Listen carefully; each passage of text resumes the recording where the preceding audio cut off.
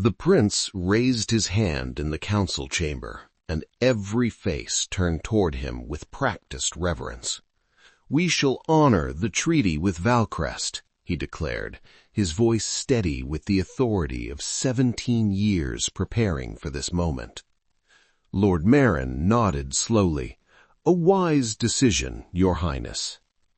Yet even as the words left the prince's lips, he caught it, the briefest glance between Lord Merrin and the High Steward. Not defiance, not disagreement, something worse. Patience.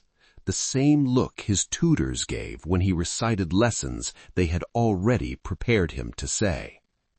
3 days later, the prince would learn that emissaries to Valcrest had departed a week before his decision was made. But that realization lay ahead. For now, we must go back to where it all began, in a nursery where a child's fate was decided before he could speak. Prince Aldric was 4 years old when they took away his wooden horse. He had been playing in the nursery, galloping the carved toy across the carpets, making the sounds of battle and adventure that children make. Then the door opened, and Lord Chamberlain Godfrey entered with that expression adults wore when childhood was about to end. Your Highness," Godfrey said, kneeling to the boy's level, "it is time you learned what it means to be a prince." The wooden horse was replaced with books. The books were thick and bound in leather that smelled of age and importance. Aldric could not yet read them, but that did not matter. What mattered was sitting still, learning to hold his spine straight, understanding that princes did not gallop or shout or cry when their toys were taken away. His mother, Queen Ilara, visited him that evening. She smoothed his dark hair and kissed his forehead, but when he asked for his horseback, she smiled sadly. "You have a kingdom to inherit, my son. Kingdoms are heavier than toys." Even then, Aldric sensed something in her voice, not cruelty, but resignation, as though she too had once asked for something back and been told no. The lessons came in waves after that. Master Cornelius taught him letters and numbers, but also which words to use and which to avoid. A prince does not say, "I want." A prince says, "It would be prudent," or "The realm requires." Desire is for common men. Duty is for kings. Lady Ashford instructed him in manners, how to hold a goblet, how to acknowledge a bow, how to smile without showing too much pleasure or too much warmth. Your face belongs to the kingdom now. Every expression is a message. You must learn to send only the messages you intend. But Aldric never chose which messages those were. That was decided in rooms he was not invited to enter. By age 7, his days followed a pattern as rigid as the stone walls around him. He woke at dawn to the sound of bells. He dressed in clothes laid out by servants who never asked his preference. He ate breakfast in the small dining hall where Lord Godfrey reviewed the day's schedule, always the same rotation of lessons, audiences, and ceremonies. "Today you will meet the sons of Duke Harren. They will be your companions," Godfrey announced one morning. Aldric felt a small flutter of hope. Companions, friends perhaps? The boys arrived in the afternoon, 3 brothers with neat hair and expensive clothes. They bowed to Aldric with perfect form, and he bowed back, just as Lady Ashford had taught him. "Shall we play?" Aldric asked. The eldest brother, Bram, glanced at Lord Godfrey before answering. "Whatever your highness wishes." They played chess. They played at swords with wooden blades, but only in the courtyard under the watch of Master-at-Arms Roland, who corrected their stances. They discussed the histories of their families, reciting lineages as though they were prayers. Aldric wanted to climb trees. He wanted to run to the river beyond the castle walls. He wanted to do something that was not a lesson in disguise. But companions, he learned, were not the same as friends. The Harren boys laughed at his jokes only after checking the adults' faces. They let him win at chess just often enough to keep him confident, but not so often that he stopped trying. They were kind, polite, and utterly false. At night, alone in his chambers, Aldric sometimes heard laughter from the servants' quarters, genuine, unguarded laughter. He envied them. When Aldric turned 12, his father died. King Edmund had been a distant figure, more myth than man. Aldric remembered a broad chest in armor, a voice that carried across halls, a hand that occasionally rested on his shoulder during ceremonies, but they had never spoken of anything that mattered. Kings, it seemed, had no time for sons. The funeral stretched across 3 days. Aldric stood at the front of every procession, his face composed as Lady Ashford had taught him, while thousands watched. He did not cry. Princes did not cry in public. In private, alone in his chambers, he tried to cry and found he could not. He had been trained too well. "You are the heir now," Lord Godfrey told him the morning after the burial. "Your education must intensify." New tutors arrived. Master Thorn taught him military strategy, moving carved pieces across maps of the kingdom. Chancellor Weimar instructed him in law, reading endless proclamations and treaties until the words blurred together. Bishop Aldwin explained the divine right of kings, how God himself had chosen Aldric's bloodline to rule. But beneath every lesson ran a current Aldric could not quite name. It was in the way Chancellor Weimar would ask, "And what would you decree, Your Highness?" and then, regardless of Aldric's answer, explain why another approach was more traditional or more in line with your father's wishes. It was in how Master Thorn presented military scenarios with obvious right answers, guiding Aldric towards conclusions that had already been reached. It was in Bishop Aldwin's sermons about obedience to God's plan, a plan that always seemed to align with whatever the council wanted. "You are learning well," his mother told him one evening. She visited less frequently now, and when she did, she seemed tired in a way that had nothing to do with sleep. "Mother," Aldric asked, "when will I truly rule?"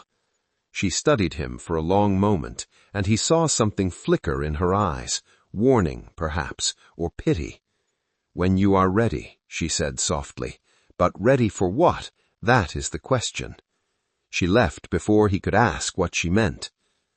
At 15, Aldric began sitting in on the royal council. He was not yet king. That required his 18th birthday and a coronation, but Lord Godfrey insisted he observe governance. The council met in a circular chamber with high windows that let in cold light. 6 men sat at the table: Lord Marin, who controlled the southern provinces; High Steward Oren, who managed the treasury; Duke Harren, father to Aldric's childhood companions; Chancellor Weimar, Bishop Aldwin, and Master-at-Arms Roland. Lord Godfrey presided in the king's absence. "Your Highness," Lord Godfrey said during Aldric's first meeting, "you may speak if you have questions, but remember, observation is the greatest teacher." Aldric watched as they discussed taxes, border disputes, appointments to minor offices. The debates seemed passionate, voices rising and falling, fists occasionally striking the table. But he began to notice patterns. Lord Marin would propose something, Duke Harren would object, Chancellor Weimar would offer a compromise that was clearly prepared in advance. The others would argue for appearances, then agree to Weimar's solution. Every time. It was theater. Elaborate, convincing theater.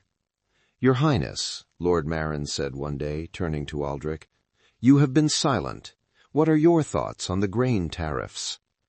Aldric felt every eye upon him. He had studied the issue the night before, reading the reports Chancellor Weimar had provided. "It seems," Aldric said carefully, "that reducing tariffs would benefit the merchants but burden the farmers." "Indeed," Marin said, nodding. "And therefore?" Therefore, a moderate reduction, enough to encourage trade without devastating our growers." The men exchanged glances. Lord Godfrey smiled.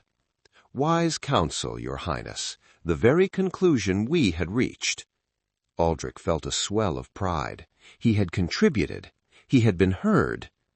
It would be months before he understood that the reports had been written to lead him to precisely that conclusion, that the council had already decided on moderate reduction before he ever entered the chamber, that his wisdom was simply the ability to read their script. The first crack appeared on a winter morning, 3 months before Aldric's 18th birthday. He was walking through the lower corridors of the castle, a route he rarely took. He had left the library early, restless with studying, and taken a wrong turn. 2 servants stood in an alcove, speaking in low voices. They did not see him. "Poor boy," one said, an older woman, her hair gray beneath her cap. "Aye," the other replied, "all that preparation, all those lessons, and he still thinks he'll rule. He'll wear the crown well enough, that's all they need, a face for the throne, and hands to sign what they put in front of him." They laughed, not cruelly, but with the sad amusement of people who knew a truth they could not speak aloud. Aldric stepped back before they could notice him. His heart hammered in his chest. They were only servants, they knew nothing, but their words burrowed into him like insects under skin. The second crack came during a state dinner. The Lord Ambassador from Valcrest was visiting, negotiating a marriage alliance. Aldric knew the arrangement. He would wed the ambassador's niece, a girl named Seraphine, securing peace along the northern border. "You will meet her at the feast," Lord Godfrey told him. "Be courteous, be interested. She is your future queen." Aldric agreed, though no one had asked if he wanted a wife or this particular wife. Marriage was duty, and duty was all he had ever known. Lady Seraphine arrived in silver and blue, her hair arranged in elaborate braids. She was beautiful in the way tapestries were beautiful, perfectly composed, each detail carefully placed. When she smiled at him, it was the smile of someone who had also been trained. They sat together at the high table, while the hall filled with music and laughter. Aldric tried to speak to her. "Do you enjoy music, my lady?" "I do, Your Highness." "Have you traveled much?" "Only where my uncle's duties require." Every answer was polite, empty. They were 2 players in a pageant, reciting lines. At one point, Aldric noticed Lord Marin speaking with the Valcrest ambassador. They stood near the fire, goblets in hand, and their conversation seemed easy, genuine, in a way Aldric's exchange with Seraphine was not. Then Aldric saw Marin laugh and clap the ambassador's shoulder. He caught a few words, already signed. The boy will make it official, formality. The boy. Not His Highness, not the prince, the boy. Aldric's hand tightened on his goblet. The wine inside trembled. "Are you well, Your Highness?" Seraphine asked. "Yes," he said automatically. "Forgive me, I am merely tired." She nodded and returned to her meal, and Aldric understood that she did not care if he was tired or unwell or anything at all. She cared only that he fulfill his role, just as everyone else did. The third crack came in the council chamber itself. Aldric had been attending meetings for 3 years now. His 18th birthday was 2 weeks away, and the coronation was being planned with elaborate care. After that, he would be king. Not king-in-waiting, not prince, king. "Your Highness," High Steward Orin said, "there is a matter requiring your judgment." Aldric straightened in his chair, alert. Finally, a matter for him to decide. "The northern garrison," Orin continued, "is requesting additional funds for fortifications. Master-at-Arms Roland believes the request is reasonable. However, the treasury is strained. We need your direction." Aldric considered. He had studied the northern reports. The garrison was old, its walls in need of repair. but the treasury had been strained for months. Lord Marin had increased tariffs specifically to address the shortfall. "How much do they request?" Aldric asked. 3,000 marks. "And how much can we spare without damaging other projects?" Orin hesitated, glancing at Chancellor Weimar. "Perhaps 1,500, Your Highness." Aldric nodded slowly. "Then we provide 1,500 now, with a promise of the remainder when the next tax revenues arrive. The garrison is vital, but we cannot cripple the realm to fortify one position." Silence filled the chamber. Then Lord Godfrey smiled. "A sound compromise, Your Highness, the very conclusion we had reached." The others murmured agreement, and the meeting continued. But that evening, as Aldric walked past the High Steward's office, he heard voices within. He paused outside the door, which stood slightly ajar. "Did you see his face?" That was Orin, sounding amused. He thought he had actually decided something. "He did decide," Chancellor Weimar said. "He decided exactly what we knew he would. The reports were clear enough." "And if he had chosen differently?" "Then we would have explained why his choice was unworkable and gently steered him back, as we always do. And as we always will." Laughter, warm and easy. Aldric stood frozen in the corridor. The stones beneath his feet seemed to shift. He had been so proud of that decision, so certain of his reasoning, and it had meant nothing. He walked to his chambers in a daze. Once inside, he locked the door and sat on the edge of his bed, staring at his hands. These hands would sign decrees. These hands would hold the scepter of kingship, but they would never be his own. The morning of Aldric's 18th birthday arrived with bells and banners. The entire castle had been transformed, walls draped in the royal colors of crimson and gold, halls filled with flowers, courtyards lined with soldiers in gleaming armor. Nobles from every province had gathered, along with emissaries from neighboring kingdoms. Aldric stood before the mirror in his chambers while servants dressed him in the coronation robes, layer upon layer of silk and velvet, heavy with embroidery and jewels. The crown sat on a velvet cushion nearby, waiting. It was magnificent. It was suffocating. "Your Highness," Lord Godfrey said, entering the room, "you look every inch a king." Aldric met his eyes in the mirror. "Do I?" "Of course. Your father would be proud." "My father barely knew me." Godfrey's expression did not change. "He knew you would serve the realm well. That is all the king needs to know of his heir. Serve, not rule. Serve." The ceremony took place in the grand cathedral, beneath vaulted ceilings and stained glass windows that scattered colored light across the congregation. Aldric walked the long aisle alone, his footsteps echoing. Bishop Aldwin stood at the altar, the crown in his hands. "Kneel," the bishop commanded. Aldric knelt. The bishop's voice filled the cathedral. "By the grace of God and the will of this realm, we crown thee King Aldric, first of his name, protector of the kingdom, defender of the faith." The crown settled onto Aldric's head. It was heavier than he had imagined, not from the gold, but from everything it represented. "Rise, Your Majesty." Aldric stood, and the cathedral erupted in cheers. But as he looked out over the crowd, at the nobles, the soldiers, the clergy, he saw it clearly for the first time. Not subjects, not supporters, handlers. Every face belonged to someone who shaped him, guided him, corrected him. They were cheering, not for a king, but for the culmination of their work. The crisis came 6 weeks after the coronation. Duke Harren's youngest son had been found guilty of assault against a merchant's daughter. The evidence was overwhelming: witnesses, the girl's testimony, even a written confession obtained by the city guard. The law was clear. Nobles who committed crimes faced exile or execution, depending on the severity. But Duke Harren was one of the most powerful men in the kingdom, and his family controlled vital trade routes. Losing his support could destabilize the southern provinces. The royal council gathered, and for the first time, Aldric sensed genuine uncertainty among them. The law must be upheld, Chancellor Weimar said. If we show favoritism to nobility, we undermine the crown's authority. And if we exile the Duke's son, Lord Marin countered, we risk rebellion.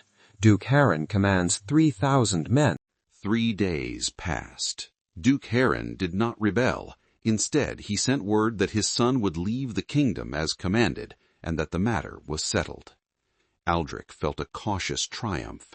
Perhaps he truly could rule. Perhaps... Then Lord Godfrey requested a private audience. They met in the king's study, a room Aldric had claimed as his own. It was one of the few places where he felt he could think without being watched. Godfrey entered and closed the door carefully. "Your Majesty," he began, "I owe you honesty." Aldric's chest tightened. "About what?" "About Duke Harren, about your decision." "It was the right decision." "It was," Godfrey agreed, "and that is precisely why we allowed it." The words struck Aldric like a physical blow. Allowed? Godfrey sighed and sat across from him, a familiarity he had never taken before. "Your Majesty, the council debated this matter for 2 days before presenting it to you. We could not decide. Lord Marin wanted compromise. Chancellor Weimar wanted law. I wanted to see what you would do. You tested me. We gave you a choice, a real one, and you chose well. Then why do I feel as though I have been manipulated?" Godfrey met his eyes. "Because you have been, Your Majesty, since the day you were born." The room seemed to tilt. "Duke Harren came to me before he met with you. He was furious, ready to rebel. I told him that if he obeyed your sentence, we would reduce his tariffs by half for the next 3 years. He agreed. Your decision stands, but we smoothed its edges." Aldric stared at him. "You undermined me. I protected you and the kingdom. Your decision was just, but justice alone does not prevent rebellion. Politics does." "Then what am I?" Aldric's voice rose beside himself. "What is the point of me if every decision is managed, every consequence softened, every choice preordained?" Godfrey leaned back, his expression unreadable. "You are the king," he said simply. "You are the face of the realm, the symbol of continuity. When you speak, your words carry the weight of centuries. When you sign a decree, it becomes law. You are not powerless, Your Majesty. You are essential." "But I am not free." "No," Godfrey admitted. "You are not free. No king is. Your father was not. His father was not. The crown is not freedom, it is responsibility, and those of us who serve you bear that responsibility with you." Aldric felt something break inside him, a fragile hope he had not realized he still carried. "I wanted to believe," he said quietly, "that I could be different, that I could truly rule." "You do rule," Godfrey said, "but ruling is not the same as deciding. It is listening to those who know more than you. It is understanding that the kingdom is larger than any one person, even a king." "Then I am a puppet." Godfrey shook his head. "You are a king who rules wisely because you accept counsel. There is no shame in that." But Aldric heard the truth beneath the words. "You are a puppet, but we have dressed you in robes so fine that you might never notice the strings."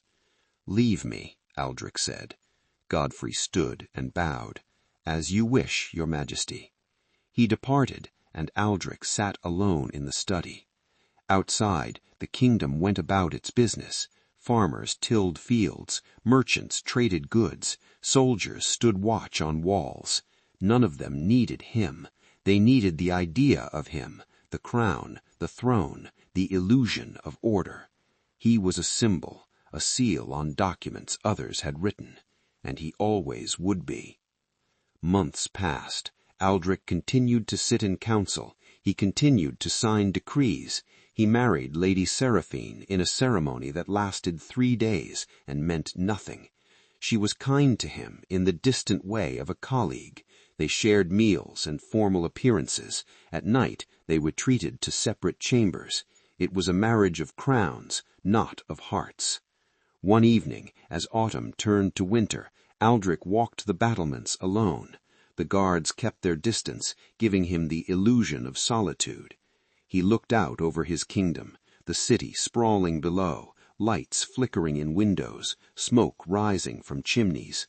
Somewhere down there, people lived lives he would never know. They made choices that were truly their own, even if those choices were only what to eat or when to sleep. "Your Majesty." Aldric turned. His mother stood behind him, wrapped in a heavy cloak. She looked older than he remembered, worn like a book read too many times. "Mother," he said, "I did not hear you approach." "You were lost in thought." She joined him at the wall, gazing out over the city. "It is beautiful, is it not, our kingdom?" "It is." He hesitated. "Mother, did you know, when you married father, did you know what I would become?" She was silent for a long time. "I knew," she said finally, "that you would be king. I did not know what that would cost you." "It has cost me everything." "Not everything." She placed a hand on his. "You have the love of your people. You have stability, peace. These are not small things. They are not my things. They are the council's accomplishments, carried out in my name. And is that not enough?" He turned to face her. "Is it enough for you?" Her expression cracked just slightly. "I do not matter. I was a queen. You are a kin. We do not have the luxury of mattering as ourselves." "Then we are both prisoners." "We are both servants," she corrected gently. "There is a difference." Aldric wanted to argue, but he saw the resignation in her eyes, the same resignation that had been there since his childhood. She had made her peace with the cage. She expected him to do the same. "I should return inside," she said. "The cold is not kind to old bones." She kissed his cheek and departed, leaving him alone again. Aldric stood on the battlements until the night grew deep and the city lights dimmed. He thought about running, simply walking down from the castle, shedding his robes, disappearing into the kingdom as a common man. But he knew he would not because guards would stop him, not because he feared the council's wrath, but because some part of him, some deeply buried part, trained since childhood, believed in the lie. He believed the kingdom needed him, that the crown was his duty, that freedom was a luxury kings could not afford. He had been raised to believe this, and belief, once rooted, is nearly impossible to tear out. Years passed. King Aldric ruled justly, as all agreed. He signed fair laws. He mediated disputes with wisdom. He appeared at festivals and ceremonies, his presence reassuring to his people. The council guided him, and he listened. Sometimes he offered his own thoughts, and sometimes they were even adopted, though always after careful consideration by those who truly held power. Duke Harren remained loyal, his tariffs reduced as promised. Lady Seraphine bore Aldric 2 children, a son and a daughter. They were beautiful children, well-behaved and carefully tutored. Aldric saw his own childhood reflected in theirs, and said nothing. When his son was 4 years old, they took away his wooden horse.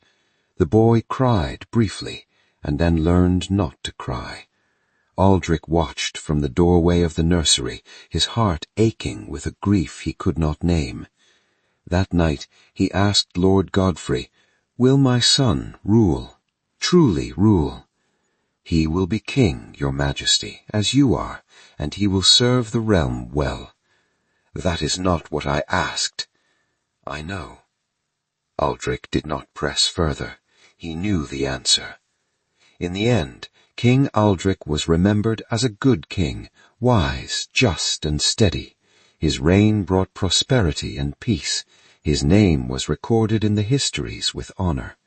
But late at night, alone in his chambers, Aldric would sometimes stand before the mirror and stare at his reflection.